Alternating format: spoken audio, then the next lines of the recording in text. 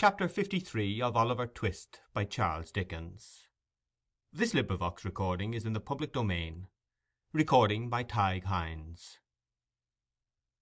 And last. The fortunes of those who have figured in this tale are nearly closed. The little that remains to their historian to relate is told in few and simple words. Before 3 months had passed, Rose Fleming and Harry Maylie were married in the village church, which was henceforth to be the scene of the young clergyman's labours. On the same day they entered into possession of their new and happy home.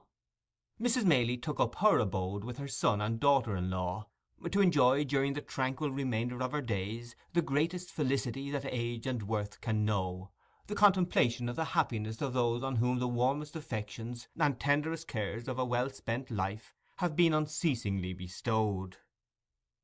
It appears on full and careful investigation that if the wreck of property remaining in the custody of Monks, which had never prospered in either his hands or those of his mother, were equally divided between himself and Oliver, it would yield to each little more than £3,000.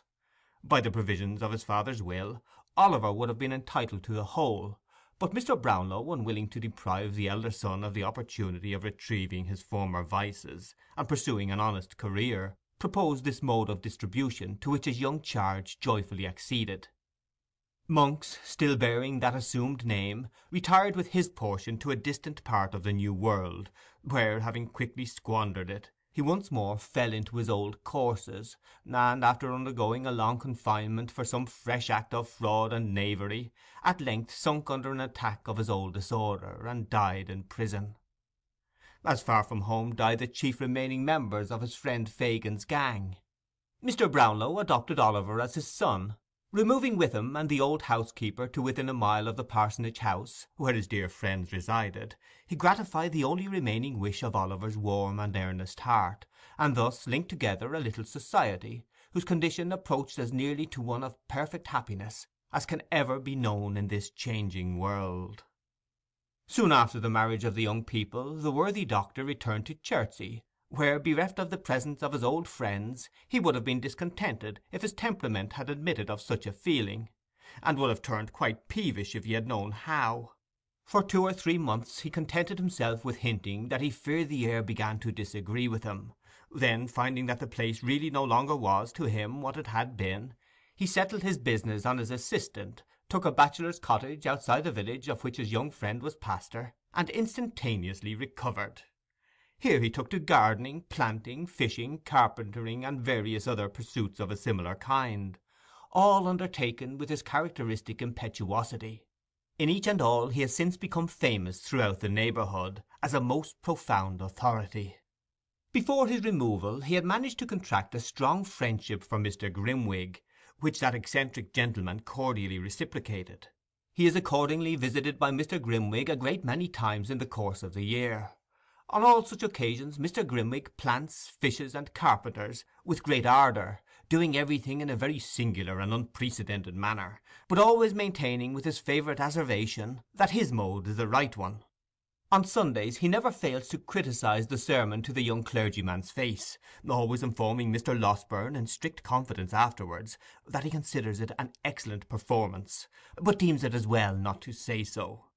It is a standing and very favourite joke for Mr. Brownlow to rally him on his old prophecy concerning Oliver, and to remind him of the night on which they sat with the watch between them waiting his return. But Mr. Grimwig contends that he was right in the main, and in proof thereof remarks that Oliver did not come back after all, which always calls forth a laugh on his side, and increases his good humour. Mr. Noah Claypole, receiving a free pardon from the Crown in consequence of being admitted a prover against Fagin, and considering his profession not altogether as safe a one as he could wish, was for some little time at a loss for a means of a livelihood, not burdened with too much work. After some consideration he went into business as an informer, in which calling he realizes a genteel subsistence. His plan is to walk out once a week during church time, attended by Charlotte in respectable attire.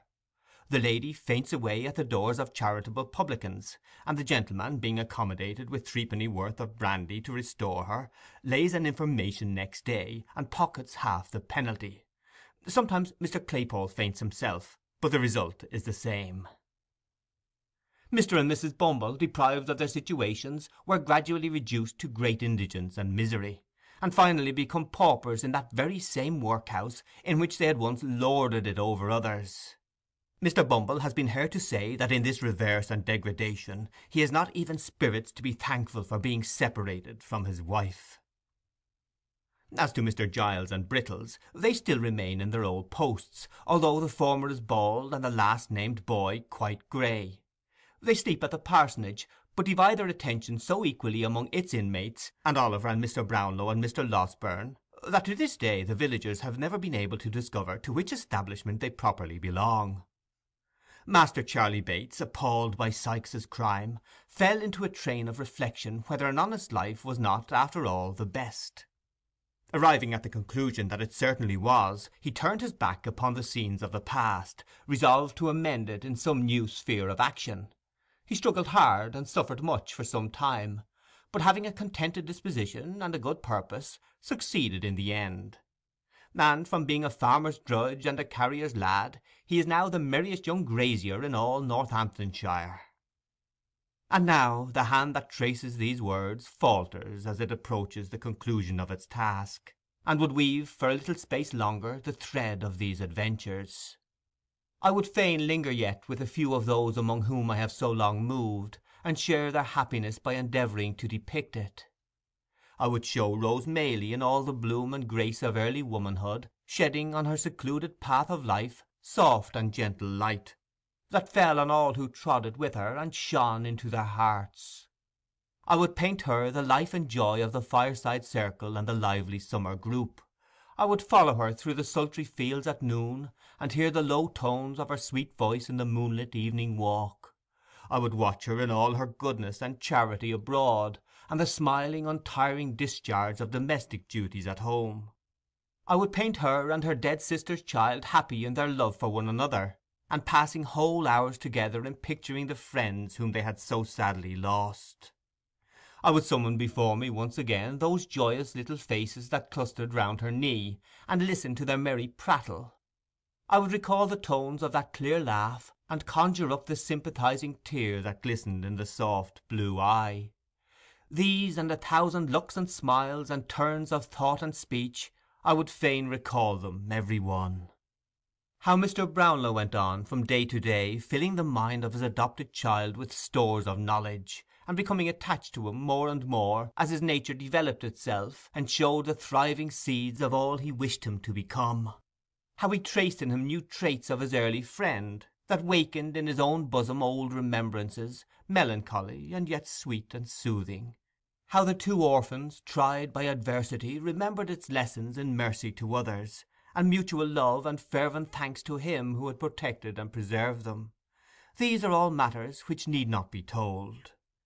I have said that they were truly happy, and without strong affection and humanity of heart, and gratitude to that being whose code is mercy, and whose great attribute is benevolence to all things that breathe, happiness can never be attained. Within the altar of the old village church there stands a white marble tablet, which bears as yet but one word, Agnes.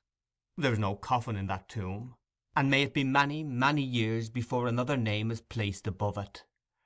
But if the spirits of the dead ever come back to earth to visit spots hallowed by the love beyond the grave, of those whom they knew in life, I believe that the shade of Agnes sometimes hovers round that solemn nook. I believe it none the less because that nook is in a church, and she was weak and erring. End of chapter 53. That is the end of Oliver Twist by Charles Dickens.